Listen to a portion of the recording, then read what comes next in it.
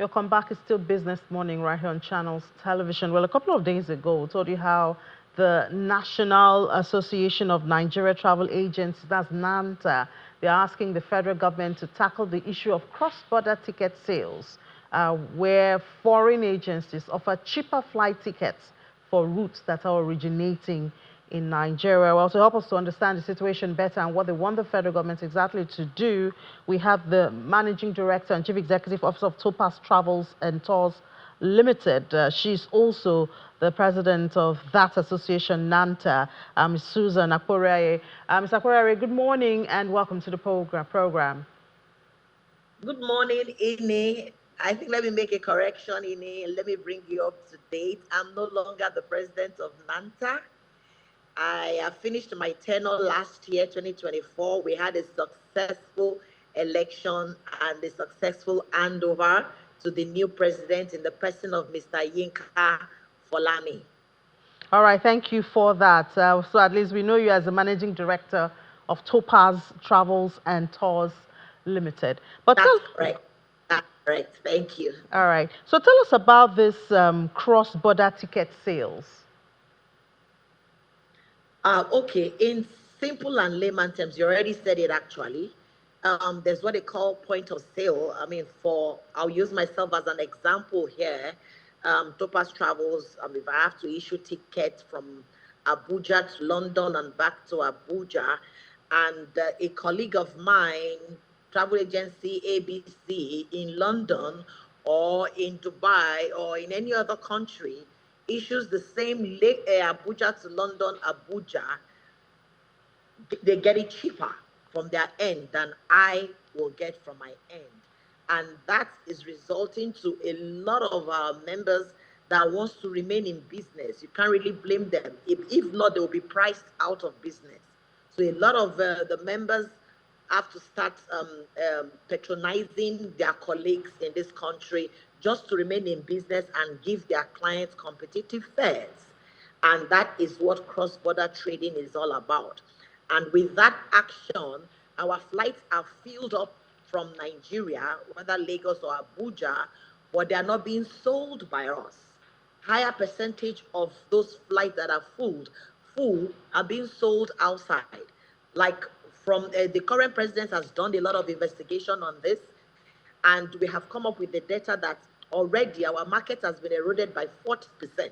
Meaning for a full flight from Nigeria to the UK, I mean 40% of that sale is not from travel agencies in Nigeria. So that's what the cross-border trading is all about, and it's really affecting our market. And we are all out in trying to protect our market, and the current president is doing a great job at that. So what are the factors that make it more expensive for those tickets to be booked from Nigeria compared, to outside the country? Okay, cross-border trading is not the same thing as fair pricing, because for fair pricing, they will tell you the taxes in Nigeria are high, hence the reason why the fares are high. But that's not the issue, because it's the same point of sale from Nigeria. Passengers are departing from Nigeria outside. Now, I'm sure, Ine, that's one of the things why you like me. I like being practical. I am not just an owner of a travel agency. I'm also hands-on on my job. Yeah, now this is how it works. I'm sure you are aware they have different classes. Like in economy class, you can have up to like 10, for example. So what happens is my investigation, because I'm a travel agent, I practice every day, that I've noticed is that, for instance, we have 10 classes on economy, for instance, now. And for me, registered in Nigeria, with the GDS that I use, the Global Distribution System that we all use, airline uses it, agency all over the world also uses it. But your GDS is registered based on your location. So my GDS is registered in Nigeria as an agent in Nigeria. My IATA is also registered as an agent in Nigeria. Now, these platforms are being loaded with the different classes. So if a particular airline has 10 different classes for economy, now this is what happens. From my own end, when I open my global distribution system to check for a fare to somebody from Nigeria to London, and I open my system, I see only the 7 classes. That is what is available and is opened up to me. And of course, the lowest of the 7 class is what I can offer. Now, a colleague of mine in London will open our own system, opening Abuja to London, Abuja, will see those other 3 classes that was not made available for me. So invariably, those 3 classes will now make it a bit cheaper. So by the time I can see those last 3 classes, I'm only restricted to the 7th one. And the 8th, 9th, and 10th. The 10th one is always the cheapest and the lowest. Now, that I cannot see from my system. And I cannot sell what I cannot see.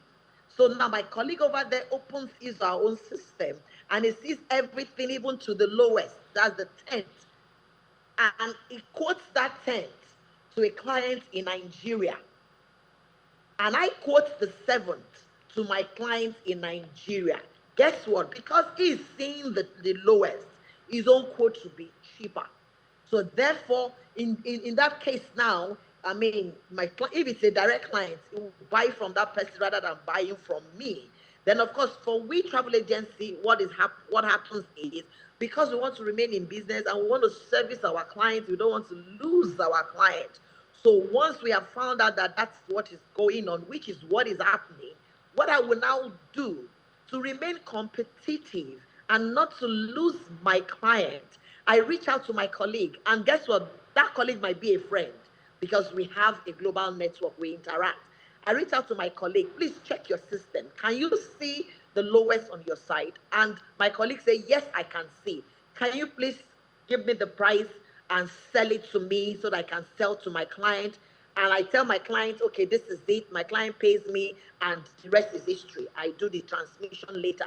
So in that case now, my colleague in London is the one that sold that ticket for that passenger. Even though the passenger knows me, he sold that ticket. And that ticket is Nigeria, London, Nigeria. And it's being sold in the registered agency in the UK.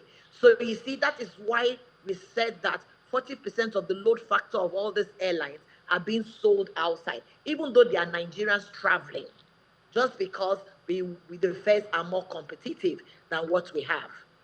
So when you say So that's you want the government to intervene, how or where does this intervention come from?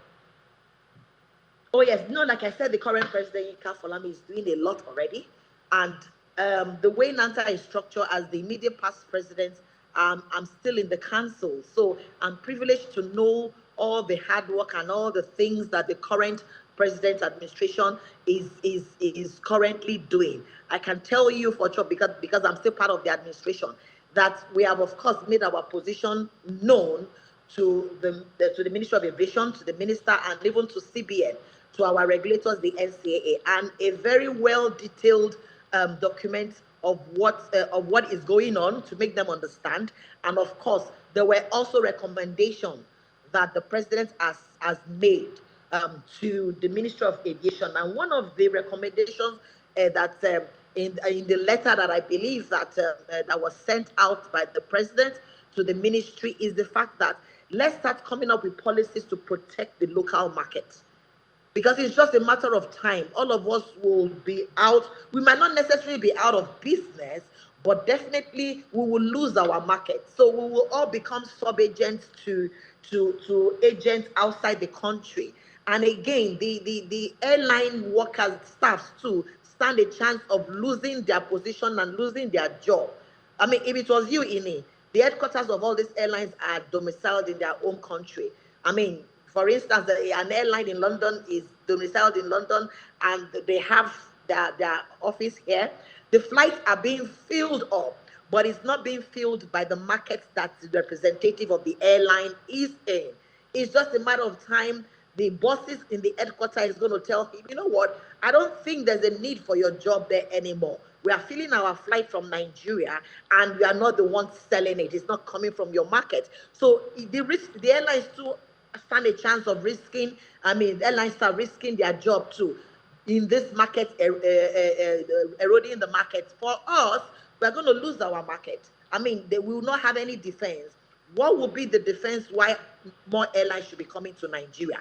Absolutely no reason, because they would tell themselves that we as the travel agencies in Nigeria, we're not doing anything. We're not selling our market. Somebody else is selling the market for us. So we will lose opportunity for incentive. We will lose opportunity of making direct sales. So we will all become one big sub-agent to our colleagues outside the country. And one of the things that recommendation that was made by the President Folami was that the government, the ministry should start looking at policies to protect us, policies to protect our market. I'm sure in this other market, I don't live in those markets and I don't have offices in any other market apart from Nigeria. So I cannot speak as an authority whether they have such policies or not. But I'm sure they do, because those markets are more organized. So I'm sure they do. They have such policies. So we in NANTA, led by the able president and capacity president Yinka Folami, we are proposing that the government, through the Ministry of Aviation, to start looking at bringing out policies that will protect us, protect our market, protect we Nigerians that are in this market. And of course, regulations against discriminating pricing. So like I explained to you, it's the airlines might argue is not much of a price thing, which I've just explained to you, is the fact that those inventories of the lower prices are not being open to us, because each market has their own inventory and the price to sell. That is how the industry works. There are some classes that will not sell from here, to sell from another market. So what we are saying is that give us the advantage, because as the point of sale agent, I should have an advantage over any other agent that is not residing in Nigeria. By all means, agents in London, if they have to issue London, Nigeria, London, they should have an advantage because it is their market. Protect them. I'm okay with that. They should have it cheaper. They should have all the classes, cheaper classes, because it is their market.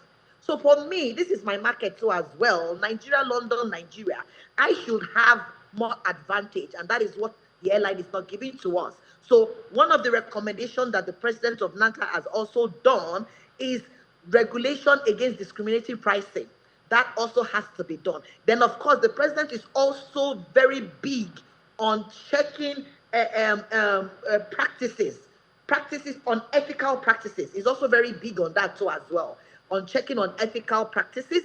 Are these foreign agencies that are helping to erode our market, are there some unethical practices that they are involved in? The government needs to look into it. So those are the things that NANTA has made the proposal and the recommendation that the NANTA president that has made to the Ministry of Aviation and of course to CBN, and I'm aware letters have gone out on this issue. We've told them the problems and we have made the recommendation. Like All I right. said, market policies to protect our market. All right, because we're almost out of time, but I really need to ask this. We appreciate that, and I guess that's why we have this as a topic of conversation. But I'm also curious, just briefly now, why is it so expensive to travel within the continent? Sometimes it does seem even cheaper or the same price. If you want to go to a neighboring country, I went to Abidjan and paid over $1 million for tickets, which is just in our neighborhood. What's making this intra-African communication and cooperation so hard? Amy, I'm sure you're talking from experience. Yes, I was in Abidjan a couple of weeks ago, and you know, Yes, I know. paying almost I know. 2 million for a ticket in Abidjan is heartbreaking. It's a problem. It's a problem. When I was president of NANTA, I was one of my agendas was the AFCFT agenda: travel within Africa, do business within Africa. That has always been a bottleneck. As much as we have tried, traveling within Africa is ridiculous. We just came back. NANTA just came back from a conference in Gambia, and we are having tickets as much as 1.8 million, 2 million, 2.2 million. And members were like, come on, I can go to US for less than that. But thank God for the likes of Airpeace that made it possible. If not, that trip would not have been possible. Now, there's a lot of factors behind the scene. I'm sure you're aware of Saturn. It was set up by after the AFTA agenda. They looked into it and they found out that country taxes within Africa is so high. And I was talking with the chairman of Airpeace on why this price, if there's a way it can make the price lower. And it was like, Susan, the taxes that the Gambia government charges him, landing taxes and all that, is so high. So in as much as he wants it to be low, it's not possible. No, SATIM was set up, Single African Air Travel Market. The purpose of SATIM was to see how African countries, at least for a start, regionalize, region by region, like the West Africa, because when you want to start an initiative, it's gradual. And the best way to achieve it is to make it to regionalize it. So now we are saying, let each region, for instance, the West African region, the governments of the West African region, let them come together. The certain idea is to let's have a single air traffic market. If there's a way we can pull our ideas together and make sure we have one single pricing for our taxes and not different taxes flying up and down and so expensive. If that can happen, it's going to drastically drop the price. That was why SATIM was set up, and I believe is one of our own, a Nigerian that is the SecGen of SATIM. And she's doing a lot in that aspect. She's going around African countries, meeting with Ministry of Aviation to make sure we come up with that. That is the only way fares can be affordable in Africa. That is why they're expensive. But if you look at other regions, Europe has gotten it right. If you notice, fares around Europe, they're within the same bracket. You can't get anything too high. So they've gotten it right. The Americans have gotten it right. Africa needs to also get it right. And we are already in the top. My prayer is, let the talks begin to yield fruits and let's begin to see the difference. But the answer lies within us. Okay, yes, obviously, Susan. And I pray with you too. Trust me, this one I'm in it. we need to make it cheaper. Thank you so much, immediate past president of National Association of Nigeria Travel Agencies, that's NANTA, and also the chief executive officer and managing director of Topaz Travels and Tours Limited. Thank you so much for your passion and your insights. Thank you, Ini. Thank you. It's always a pleasure.